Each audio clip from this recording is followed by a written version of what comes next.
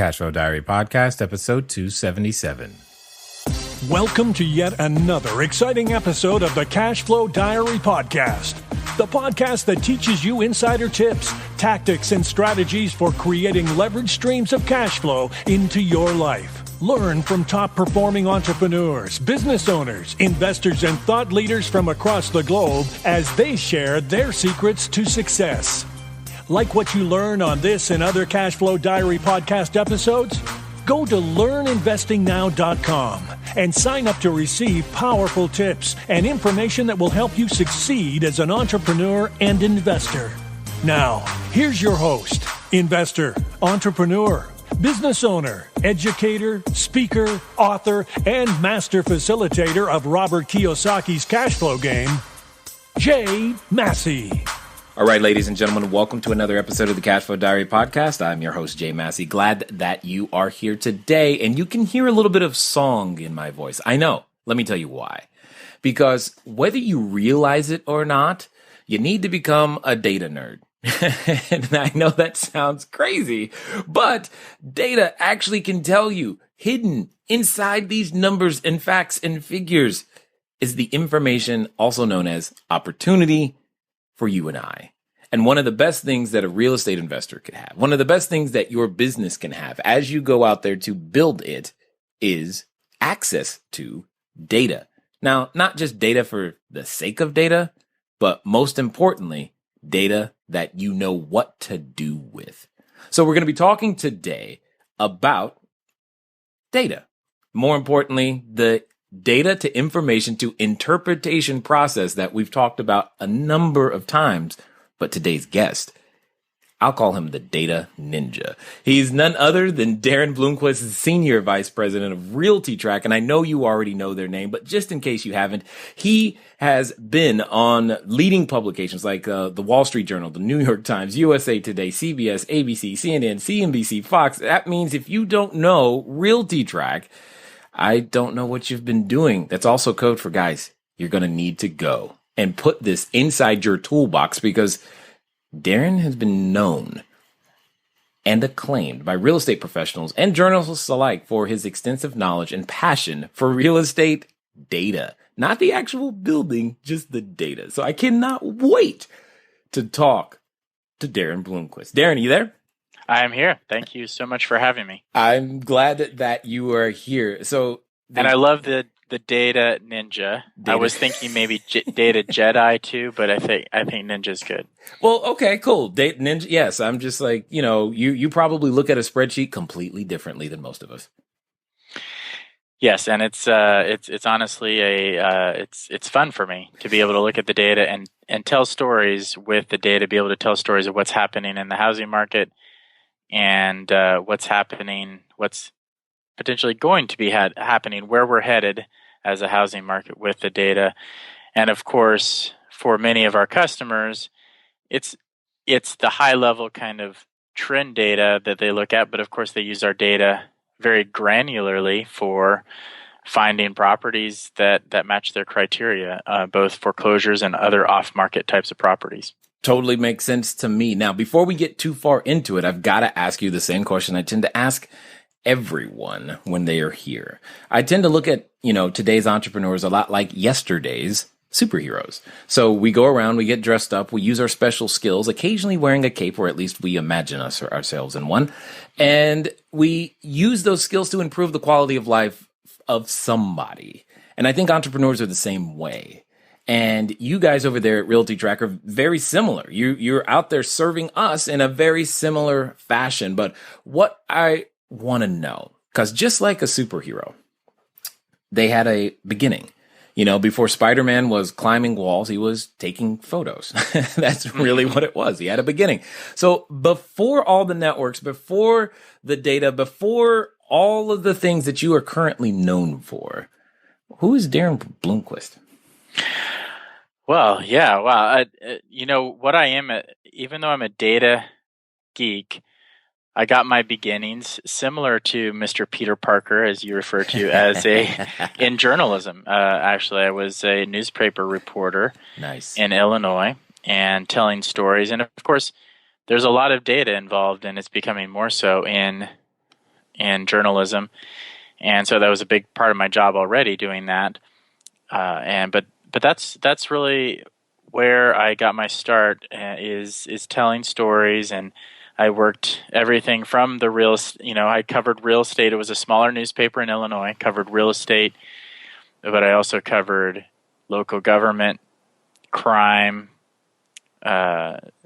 everything that you can imagine. Covered a murder trial or two. So very, very much in that vein. And then when I moved out to California, which is where RealtyTrac is based, I found this job, and it was really it was a startup, and we still have much more of a startup atmosphere than maybe some of our competitors have.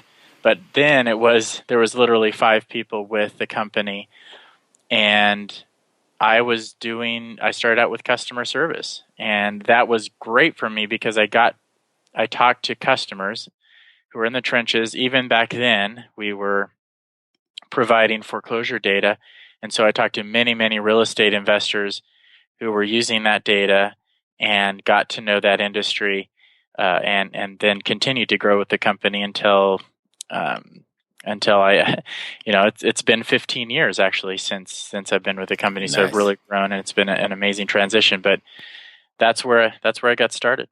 Now, some people would say if you were covering government, crime, and real estate, that's like really one article.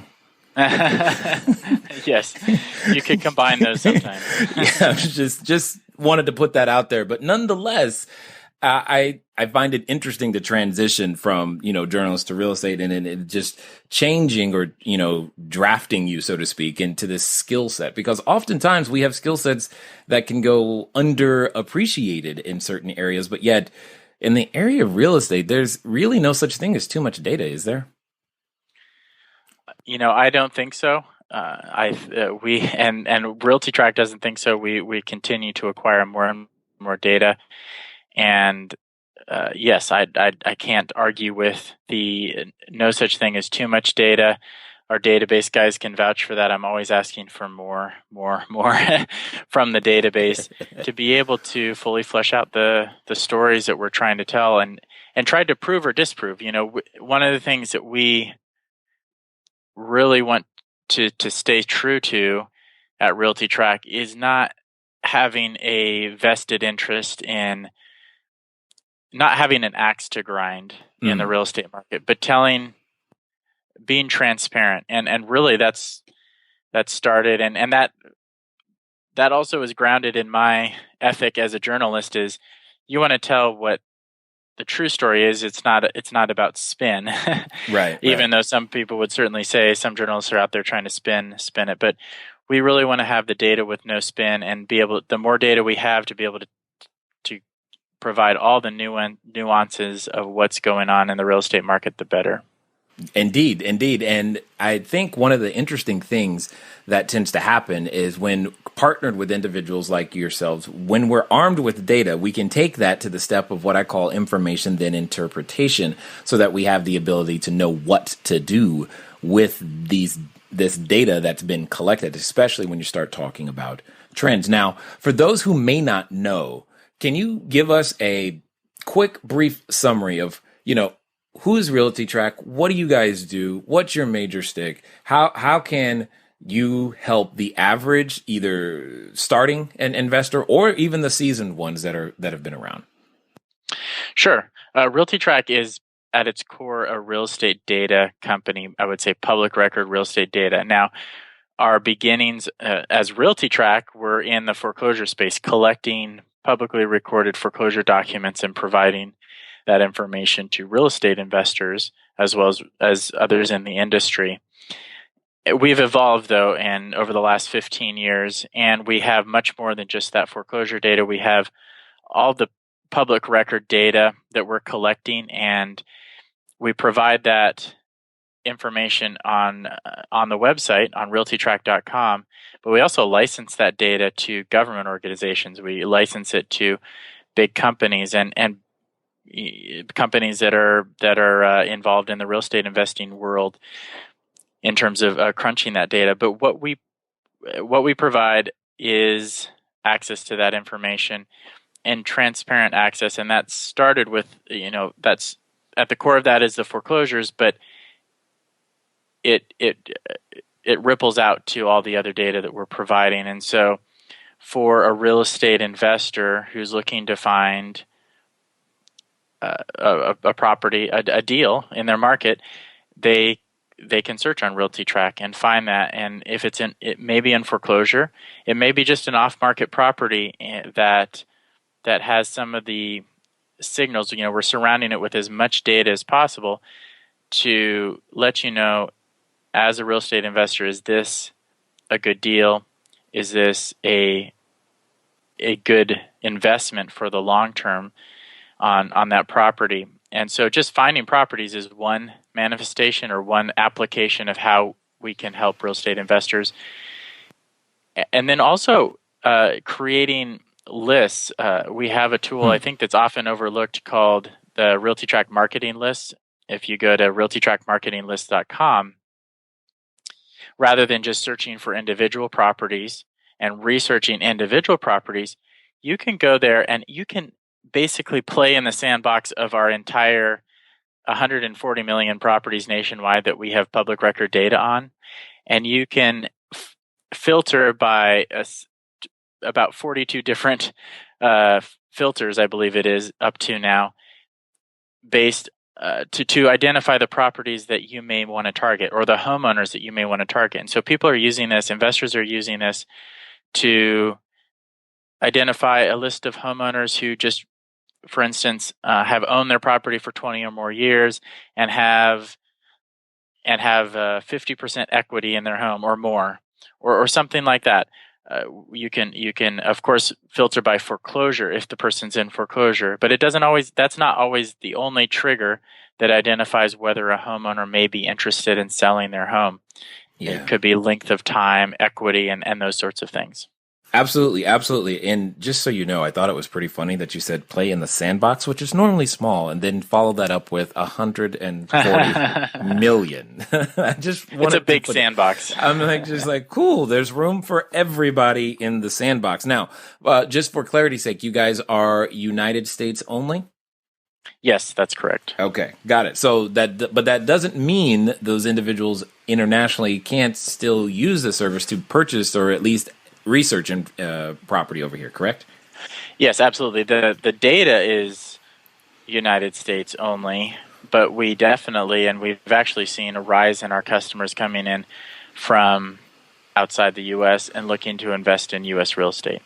Yeah, I can imagine that would be the case. In fact, I've got some questions from our community that I would love to float your way, and we'll get to those in just a moment. However, again, for clarity's sake, are you guys primarily single family, multifamily? What if I'm looking for commercial? We have it all in terms of the property data. I think we're probably known the best for some of the reports we put out are more focused on the residential market. However, the commercial data is part of the data set we have. It's part of what you can access and search for on our website, as well as you can create those marketing lists. And one of the filters is property type, so you can identify pretty specific types of commercial property if you wanted to within that environment. Now, I'm going to be completely selfish with this next question because it's a personal interest of mine, and well, I've got the microphone. So what it comes down to is I've managed to purchase a cell phone tower, and I love the idea of having such a thing. I'm just curious if that's one of the subsets that you guys ever track in any way, shape, or form. That's very interesting, and honestly, I don't know. That's not one I've seen in the data. I might be able to answer that by the time we go on to other topics. I can maybe come back to that and look at our data while we're talking here and see if that's one of the filters. Yes, that would be beautiful. What I have access to is these wonderful things called data cubes, where I can go in and it's a direct connection to our data warehouse, where I can go in and play in my own little sandbox, and So I may be able to answer that question for you by the end of this conversation. Okay, that's cool. That's cool. Now, when it comes to some of the trends, what do you say, or what would you say you're seeing as the major overarching thing that's happening, say, in just the single family? Let's just talk single family for a moment. And what would you say are some of the trends that you're either seeing nationwide, or are there any particular areas? Because you knew this question was coming. Are there any particular areas that are sticking out like, something interesting is going on here, whether that's up or down? It's just interesting. Yes, and I would say that from my experience going through what we've been through in the last 15 years, and some people have been through many more cycles, but the housing market goes in cycles. And right now we're in a good place from a macro market perspective nationwide, where we're seeing a lot of kind of return to normal. A lot of the trends that we're seeing are kind of returning back to the middle of the road. And that's a good thing, but that also means that it's not going to, unfortunately, it doesn't stay there, because the housing market it tends to go in cycles. And so we're transitioning from being outside of that normal range, whatever normal is. It's like when the weathercasters say we're above normal, you hardly ever see a day where the temperature is right at normal, except for maybe in Southern California. But anyway, the housing trends, a lot of those trends are coming back to the middle of the road, to the mean, to the normal. But what we're seeing is a market swinging from a distressed market, transitioning back to a normal market. And then some areas, some leading edge bellwether markets are certainly starting to show signs of moving into the range of above normal in a way that is concerning when you look at home prices and affordability. Some of the key issues that we look at. Certainly one of the questions we get a lot is, are there new housing bubbles forming? And we do see evidence of that in very limited areas at this point. The overall market is back on the straight and narrow, at least for the short term. But I think we'll see that swing back, and certainly we're seeing areas. Looking at our home prices, for instance, the median sales price nationwide in March was up for the 49th consecutive month. So we're seeing these increases. 36%, over a third of the markets are back to new all-time peaks. So we're not just back to what we were before the housing crash. We're back above that. Right. However, especially then in California, you see some markets. There are some markets that are actually showing signs of that this increase in home prices is not going to last forever. And one of those that really stuck out to us is San Francisco. I was going to ask you about that. That's exact. I'm like, come on. That is, I mean, I don't know if any of you listening have looked at it, but if you just go look at any listing in San Fran, in that area, I don't even understand. I mean, like, really? It's really hard for me to swallow those numbers. I'm just like, it's still a place to stay. Yes. Yeah, absolutely. And I think the reality check is coming soon for San Francisco. Although we'll probably see, in general, things get, because this is a free market, things tend to overdo it. No doubt. On either side of the coin. But one thing that stuck out to us in March in San Francisco is we actually saw a slight 2% decrease in median home prices. And this is in the overall San Francisco metro area, not just the city of San Francisco. And that stood out because that was following 47 consecutive months of year-over-year decreases in home price appreciation. Right. And I think we're going to continue to see some markets. Certainly, there's quite a few markets that have moved from double-digit appreciation to single-digit appreciation. And I actually think that's the best case scenario, because home prices have risen so quickly over the past few years that either they have to self-correct and possibly see some slight decreases like we're seeing in San Francisco. If we don't see that, then we're going to be clearly into bubble territory in some of these markets very soon. Indeed. Now, one of the things that we get questions about specifically is like, who is buying these houses? More importantly, what are the millennials doing, and when are they going to move out of mom's house and go, like when are they going to move out and actually get their own building? Now, me as an apartment guy, I'm happy with them right now. I'm happy with where they're staying, but I know many of our listeners want to know when they're going to leave. Right. Yes, and that's why I think apartments are great. Single family, the pull play into single family rentals is a good play for investors, because when those millennials are finally ready to move, that's another exit strategy, is to sell those properties rather than continue to rent them out. However, that's another topic. I think this has largely been an real estate investor driven recovery. We are still seeing home ownership rates that are at or very near their record lows.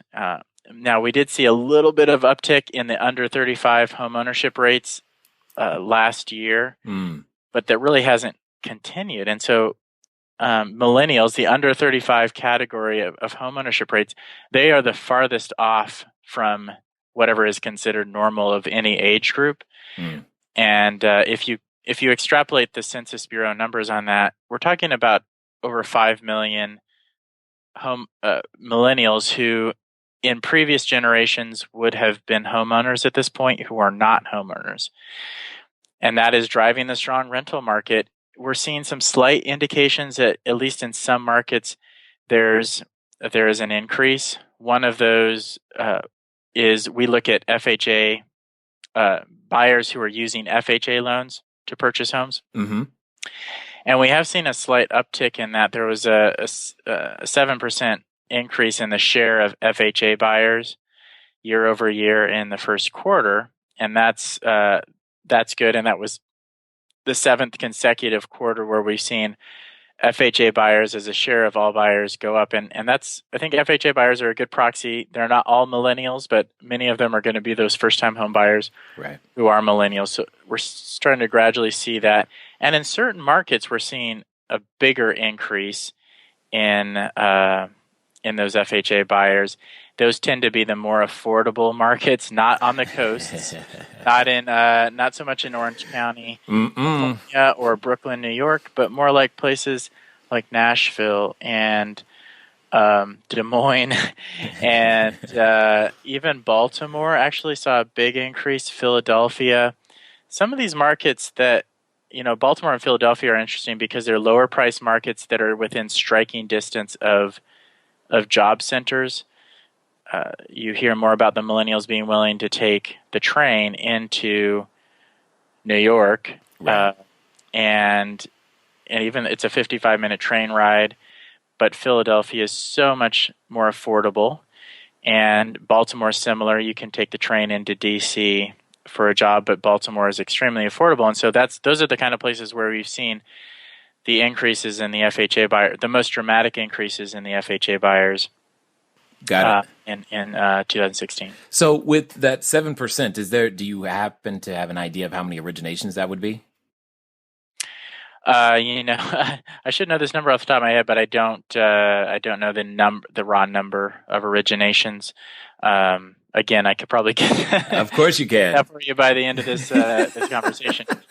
But we're talking. I mean, it's I can give you percentage wise. We're talking of all home sales that are happening, and not including. Actually, this does include cash sales, so it's of all home sales. It's about 17% of all home sales that are FHA sales to FHA buyers. That's a pretty significant percentage. It is, and you'll see, and that's nationwide. In certain markets, you'll certainly see higher percentage increases in those FHA, or not, higher percentage increases, but also higher just percentage of all sales, getting more into the 30% range, which is probably where ideally, at least historically, what we would consider normal for a market is to have about 1/3 of the buyers be those first-time home buyers. All right. Is your head exploded yet? You've got all of this data coming at you, and there's more. But that's okay. Here's the thing. The main thing I wanted you to focus on is what I call the data to information to interpretation process, also known as DIP. Why is this important? Because you can collect data all day long, but understanding what it means and what to do with it, that's a completely different story. If you want to be able to get to that point to where you know when to buy, when to sell, how many to buy, how many to sell, what to do based upon the information you see in your newspaper, I think a great place for you to start is going to be a complimentary copy of my book, Cashflow Diary, 10 Steps to Creating Wealth in Any Economy. All you got to do is go to cashflowdiary.com/free book. Cashflowdiary.com/free book, and you'll be able to get a copy. And for those of you who are, of the audio nature, there's actually a special discount behind that will give you the opportunity to get the audiobook at a discount. Now, in the meantime, let's get back to the rest of this story. Okay, so let's stay out of the area of prognostication for a moment, but let's just look at those two numbers, 17 versus 30, 17 versus 30. I could interpret that. So if I take that data that you just gave me and then that you've turned into information, the 17 versus 30, my interpretation is, as an investor, as someone who is going to make a living or wants to make additional monies from the selling the use of my properties, that says to me I should still be buying. Yes. I believe we've seen a paradigm shift that's not going to just go away in terms of the housing market away from home ownership and toward more of a renter society. And so I think it's still a good time to place bets on the rental market. If the markets that are going to see the most increase in home ownership are those that have the combination of affordability and job growth, where there are jobs that attract the millennials, but also homes that are affordable enough for them to buy. And that's, I think, that's where you would maybe hedge your bets a little bit more in those type of markets. Got it. Yeah, it makes total sense. Now, at what % of income are you guys using to measure affordability? Simply put, are we talking 17% of income when the monthly payments exceed that? That's when it's so no longer affordable, or what's the number for you guys? Actually, the way we do our affordability index is we don't impose. I don't think that's a word. And we don't impose our belief of what affordability is on a market. We say, what has this market been able to bear historically? How much percentage of income have people in the past historically been willing to spend on housing? And we say that becomes the normal for affordability for that market. And then we compare that market to itself and say, is it outside of that range of what people have usually been willing to pay? And so it can range from, in certain markets, from around the teens up to as high, very high, close to 50% or more in some markets. And what we're using for income is average wage data from the Bureau of Labor Statistics. And so in a market like, say, San Francisco, which is easy to pick on, historically, because it is so highly desirable, historically, if you're making the average wage there and you're going to buy a medium priced house, you've always had to pay upwards of 50% of your take home income to buy a home there.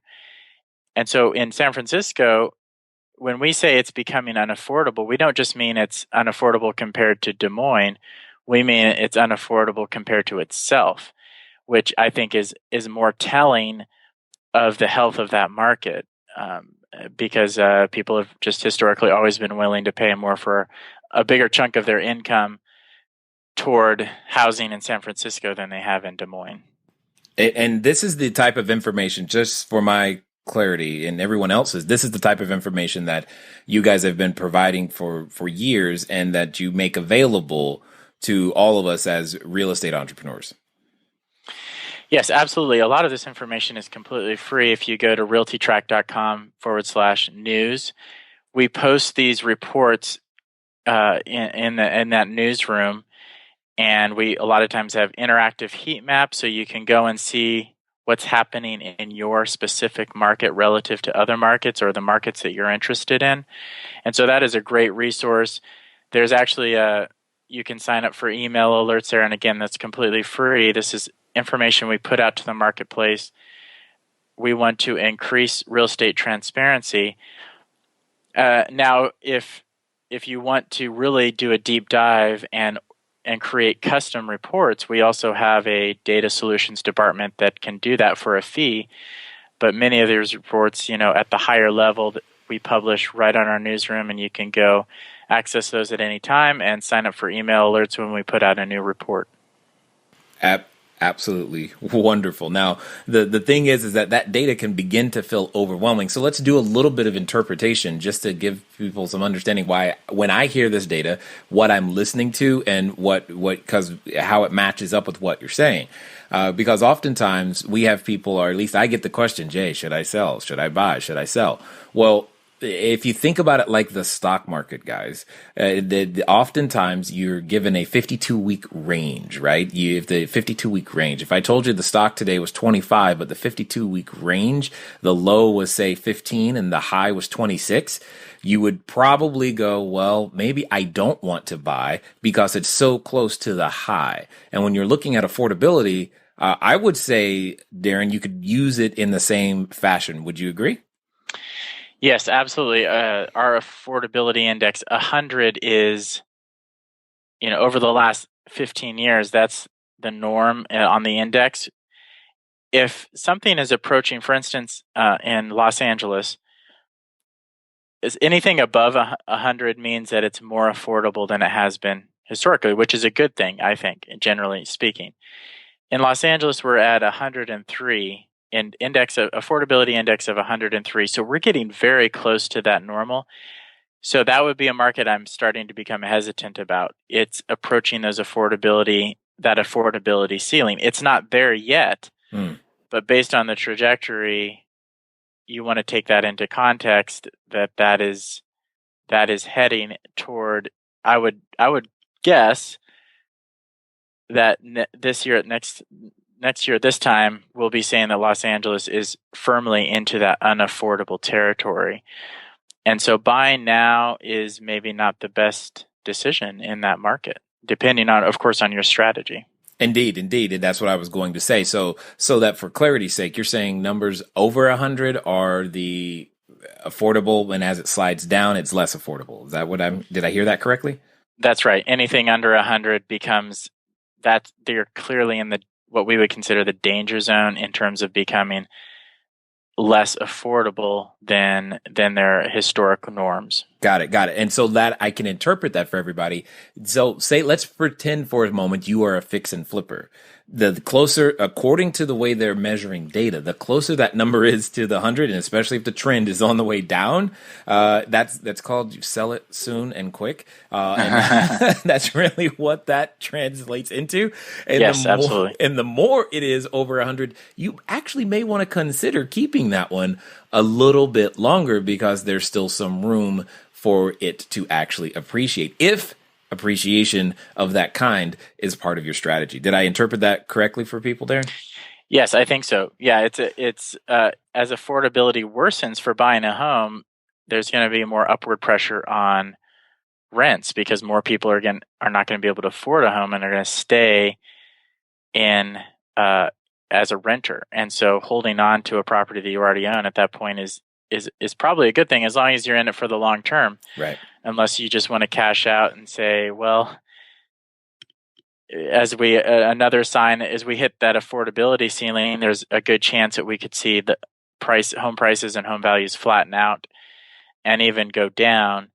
And so if you are concerned about that, it may be a good time to sell. But overall, I would say it's a good time to hold at that point in it's a hold market as opposed to a buy market or a sell market even. Indeed, indeed. Now, some other investors that I'm aware of are concerned about, institutionals, what the REITs are doing, hedge funds, etc. What would you have to say, or do you have any visibility into their activity? We do. And actually, just one quick statistic to give you some hard numbers here on the affordability.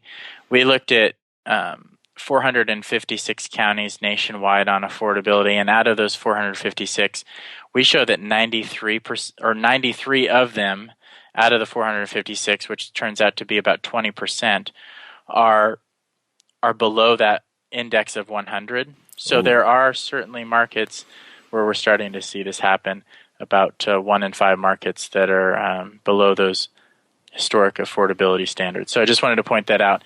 In terms of the hedge funds, we track something that we call institutional investors. These are entities that are purchasing at least 10 properties in a calendar year. And that's a fairly low threshold, but... hold on. Yeah, did you say 10 properties in a calendar 10, year? yeah, 10. I might qualify in certain years. Yeah, you might be an institutional investor, so it's not necessarily... Okay. These aren't just the big guys, but they're the folks who are... are on the higher end of I guess the mom and pop investors, definitely. Sure. And when we look at that particular metric, I just want to give you the exact methodology there. We're definitely seeing fewer acquisitions by that group, and we're down to in the first quarter of 2016, 2.6% of home sales went to these institutional investors, and what we classify as institutional investors. And that's down. It was as high as 9% of all sales back in 2013. So that has come down in terms of some of the bigger guys, especially. We can dig into the data and see the actual names of some of the biggest institutional investors. And those would be the Blackstones of the world, the American Homes for Rent, the Waypoint folks, and we're definitely seeing the numbers of their acquisitions go down, although what we're not seeing is necessarily them unloading a lot of properties at this point. You somehow knew I was about to ask that. That's always the question we get next. It was locked and loaded, and there he went. So that's good.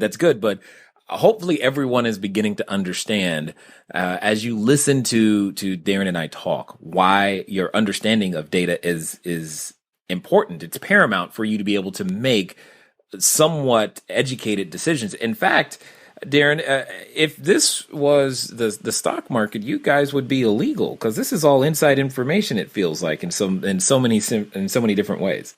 Wow, you just made me feel kind of guilty. But that's the greatest. I guess that's true. But yes, this is all public record data, right? But yes, it's information you may not be able to get on a publicly traded stock. That's for sure. Yeah, I was actually saying that because it's one of the advantages in my opinion, when it comes to, how you quote unquote beat the investor next door, how you get to the deal the fastest, or how you recognize certain areas and marketplaces, is simply because you take data that's provided, and as you said, it's public record. So it's not like it's a secret. It's that, hey, did you even take the time to go look? And if you didn't take the time to go look on your own, you guys exist to aggregate that data, help us at least get to the data, and get to the data at a minimum. You produce some information, then it's up to us to figure out, okay, does that mean I should buy, sell, hold, lease, flip? What do I do? Those types of things are still there. What would you Absolutely. say? What would you say is your most challenging? I mean, as I think about it, I'm just like, I have enough trouble keeping up with the few markets that we're in. I'm like, how on earth do you guys manage to keep up with all?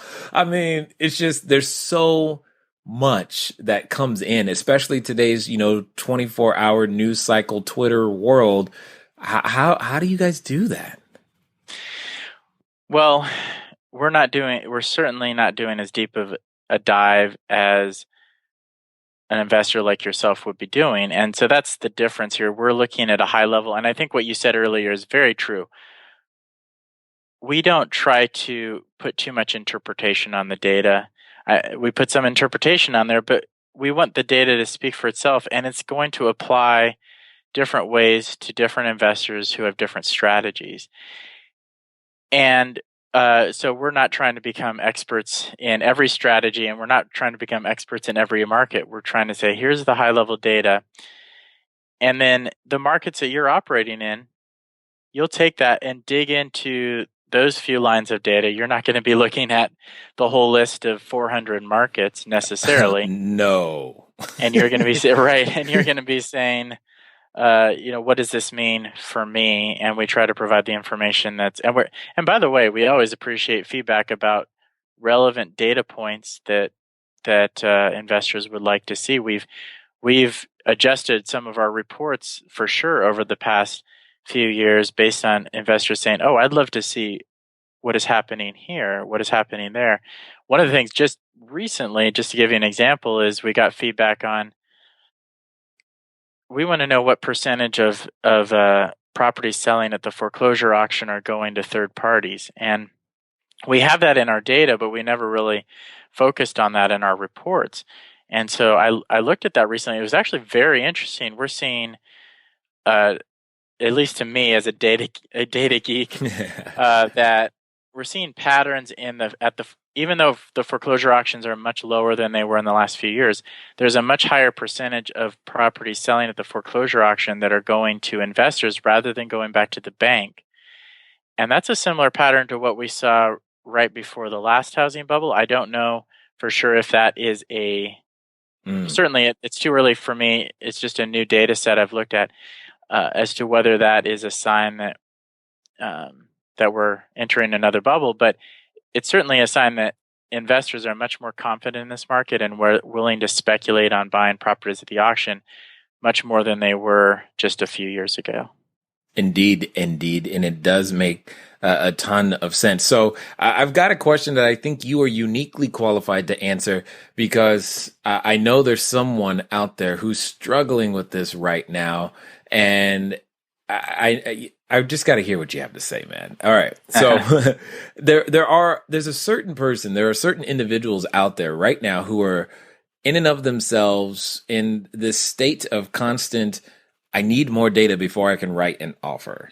I need more. I need to know more. I can't write an offer yet because you know what? I need to know what the utility bill is on the third Wednesday after the 4th of July. And once I know that, then I'll be ready. Well, I'm curious, how on earth do you, as a, data guy, come out with the, all right, when do you actually move? Like when's enough data enough to go, okay, yeah, there's still weird things I might not know, but that's okay. I think that's a great question, because earlier you asked me, is there such a thing as too much data? And from my perspective and what I'm doing, the answer is no. But I think the answer is yes if you're actually an investor on the ground. And just to share a window into my to personalize this a bit, I also have invested and bought some rental properties. But that is the challenge for me personally, is because part of my job is looking at the data. I never feel like I have quite enough to pull the trigger. I have pulled the trigger, but maybe not as, I think that's the challenge. And there is a point where you have to get by that paralysis by analysis. The key to me is looking at the data, but at the end of the day, you got to hang your hat on making good decisions based on the everything your gut, and then knowing that you're staying true to solid fundamentals. You've got to stop there and say, okay, I can go ahead and make this decision and pull the trigger. Totally understood. Now, for those that have stuck with us, I know you've got something special, and I know they want to find out more. What's going to be the best way for them to further their ability and access to data and find out more about what you guys have got going on? Yeah, I got a couple special offers for your audience. On the first item, it's to learn more about the market and to continue to become informed about the market. In addition to our newsroom, we publish a housing news report newsletter. And Jay, I actually forgot to mention you at the outset, but hopefully this is okay. We want to offer, it's called the Housing News Report. We send it out monthly. We dive into depth on different issues in the housing market. It's actually won the award 2 years straight for the best newsletter by the National Association of Real Estate Editors. And usually that newsletter runs $100 a year for a subscription for 12 issues, but I'd like to offer it to your listeners 1 year, the first year for free. Nice. And there's no obligation. You have to give us a credit card number or anything. Just send an email to marketing@RealtyTrac.com and let us know, and we'll set you up for a year. And we think you'll find the information valuable enough to continue on past that year. And then the second thing is for actual access to the property level data that we have on RealtyTrac to search for opportunities. The premium RealtyTrac subscription is usually $50 a month, $49.95. I'd like to offer a year subscription, which many investors are going to use it for more than 1 month at a time. So a year for $199 rather than $50 a month. So that ends up being a 67% discount over the monthly rate. And again, you can send an email to marketing@RealtyTrac.com to take advantage of that offer. And we'd love to offer that to your listeners. Yeah, I'm sure many of them are accepting as we speak. So that's awesome. Excellent, excellent. So I've got one final question for you because I would love to have your perspective, and then we'll wrap up. Right now, here's what I know to be very, very true, Daren, is that there's someone who's likely standing in front of the superhero outfit store. They're thinking, I want to do this entrepreneur thing, but, do I need to wear a cape? Do I have a mask? They've got, decisions in front of them. But more important than those decisions, they have this voice in the back of their head.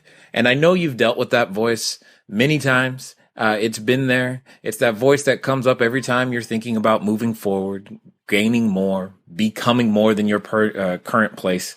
And it speaks so loudly from time to time. What I would like to know is, let's pretend for a moment that the person listening who's having that voice in the back of their head would actually do exactly what you said in the next 72 hours. What would you tell them to do? Oh, wow. Yeah, that feels like a big responsibility, but yeah, in the context of what we're talking about, I think you need to just take the next step, and maybe that sounds cliche, but a lot of our customers, and I think a lot of your listeners, they see the end goal, or they have at least a vague idea of where they want to be.